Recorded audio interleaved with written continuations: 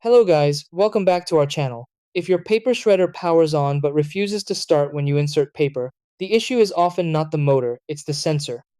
Most shredders rely on a small auto feed sensor that detects when paper is inserted, and if that sensor gets blocked, dirty, or misaligned, the machine simply won't respond. This can make it feel like the shredder is completely broken, even though the internal system is still fine. Dust buildup, tiny paper particles, or even lighting conditions can sometimes interfere with how the sensor works. The good part is that fixing this doesn't require complicated repairs. With a few careful steps, you can usually restore normal operation quickly. In this video, I'll show you exactly how to fix a paper shredder sensor that's not working. Check these.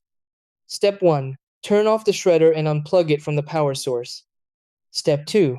Locate the sensor area near the paper entry slot. Step 3. Clean the sensor gently using a soft brush or cloth. Step 4. Shine a light into the slot to ensure no debris is blocking it. Step 5. Plug the shredder back in and turn it on. Step 6.